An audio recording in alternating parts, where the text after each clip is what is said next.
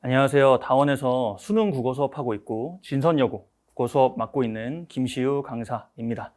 오늘은 진선여고 1학년 국어 시험이 끝나고 진선여고 1년에 국어 시험들을 어떻게 준비해야 되고 또 어떤 방식으로 킬러 유형들을 파괴할 수 있는지 아이들에게 도움을 또 학부모님들께 도움을 주기 위해서 이 자리에 섰습니다.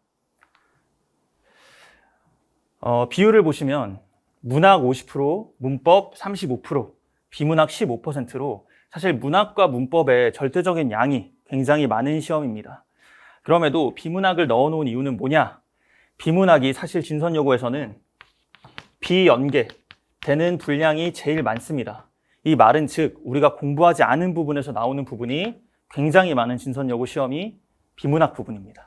그래서 이 부분들을 어떻게 설명해내는지 제가 앞서 수능 강사라는 점을 말씀드린 점은 사실 비문학 콘텐츠들을 내신 강사들은 좀 비교적 많이 확보해내지 못한다거나 또 그것을 해결하는 부분이 상대적으로 부족한 부분이 있을 수 있습니다. 그래서 수능 강사로서 이 부분에 어떻게 집중해서 진선여고의 시험을 뚫어낼 수 있는지라는 것들을 설명드리려 합니다. 비중은 당연히 문학분법이 높지만 말씀드리고 싶은 거는 그것을 변별하는 유형들은 정확히 존재하고 또 각각의 영역에서 변별하는 부분들이 있습니다.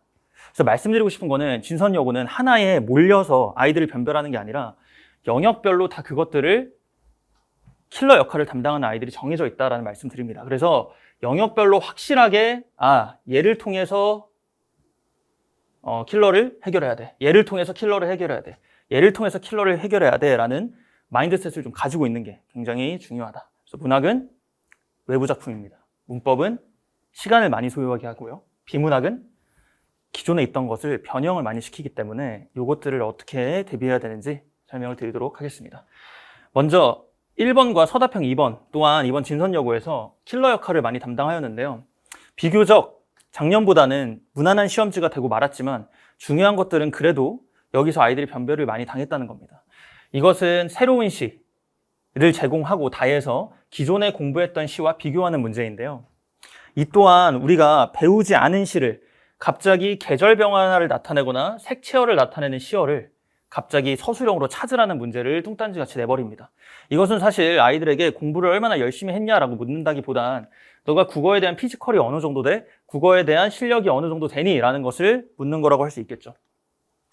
저희는 그래서 단순히 내신 문제를 달달 외우는 게 아니라 매주 수능형 문제로 비교할 수 있는 문제를 굉장히 많이 제공을 합니다. 그래서 대부분의 문제가 이런 식으로 새로운 시들을 주고 비교해라 라는 콘텐츠다 라는 말씀을 드립니다. 아이들이 그냥 내신형 문제, 즉 그 작품의 내용을 외워서 푸는 문제는 다른 아이들은 이미 다 맞추고요. 진선여고에서도 그걸로 변별력을 확보하지 않습니다. 그래서 어떻게 비교해야 승산이 있는지 가장 집중해서 내는 콘텐츠입니다. 두 번째는 문법입니다. 요번에서도 타임킬링, 즉 최소 대립상을 묻는 문제가 나왔지만 이것은 기술, 매출, 기회, 매몰 이런 것들에서 자음이나 모음이 하나만 달라지면 의미가 달라지는 것을 묻는 국어 문제인데요. 아쉬운 건 이게 10개, 12개인지 무슨 틀린 그림 찾기처럼 모양새를 보면서 자음 하나가 어디가 다르고 모음 하나가 어디다가 다른지를 물으면서 진선여고의 문법 문제는 사실 난도 그 자체가 높다기보단 사실 시간 소요를 많이 하게 합니다. 그래서 제가 좀 추천드리는 방법은 단순히 문제를 그냥 디비다 푸는 게 아니라 일단 시험지를 먼저 검토를 한 이후에 수능에서도 많이 쓰는 방식인데요. 가장 어려울 것 같은 문법 문제는 사실 여기서 어렵다는 얘기는 난도를 얘기하는 게 아니라 시간을 얘기하는 겁니다. 시간이 오래 걸릴 것 같으면 얘는 좀 나중에 풀면 시간 확보도 되고 일단 쉬운 문제를 해결해야 나중에 그 오래 걸리는 것들을 해결해야 시간 관리가 되기 때문에 그러한 전략적인 검토가 매우 필요하다는 말씀 드립니다.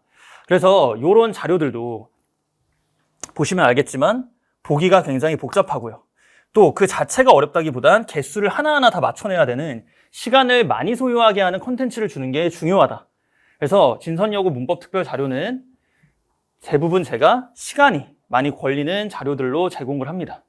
그래서 아이들이 좀 훈련이 된 상태로 들어갈 수 있도록 준비를 하고 있습니다. 마지막으로 비문학 변형입니다. 실제 이번에 비문학, 다행히 이번에는 비문학의 어떤 시험 범위를 한 지문 정도는 알려줬습니다. EBS 수능 특강에 있는 질문이었는데요. 그 지문에 대한 문제를 이렇게 내셨는데 사실 이런 내용들은 제가 수능 강사이기 때문에 비문학에 대한 변형 콘텐츠들을 가지고 있습니다. 그래서 이런 식 제가 기존에 어떤 진행하는 비문학 수능 개념들을 아이들에게 설명도 하면서 어떻게 비문학 인문 지문을 뚫어낼 수 있는지 개념에 대한 설명뿐 아니라 사실 중요한 건 아까 비연계라는 말씀을 드렸잖아요. 요 문제는 연계가 됐지만 사실 또 아이들이 변별 많이 당했던 지점은 새로운 지문이거든요. 그래서 비문학도 하나의 새로운 지문을 어떻게 뚫어낼지는 국어에 대한 독해법도 알아야 되기 때문에 그러한 어떤 독해 원리를 가르칠 뿐 아니라 이런 식으로 변형 문제, 칸트의 어떤 아까 보셨지만 무형식성, 또 감각적 형식의 부재, 또 멀리서 산의 전체를 바라볼 때 숭고를 경험하게 한다 등 여기서 나오는 선지들과 거의 동일합니다. 그래서 나올 수 있는 어떤 문제가 제한적이기 때문에 이런 내용일치 문제도 변형 문제를 통해서 충분히 대비가 되고 학습이 된다라는 말씀 드립니다. 관리를 말씀드리려 합니다. 저희는 매주 동형 모의고사를 보는데요. 그래서 아이들이 이 시간에 쫓기는 압박들, 훈련을 충분히 하고 들어가고요. 유형도 동일하게 맞춥니다. 문학, 비문학, 문법, 개수와 유형까지 맞추기 때문에 아이들이 연습이 많이 된 상태에서 수업에 들어갑니다.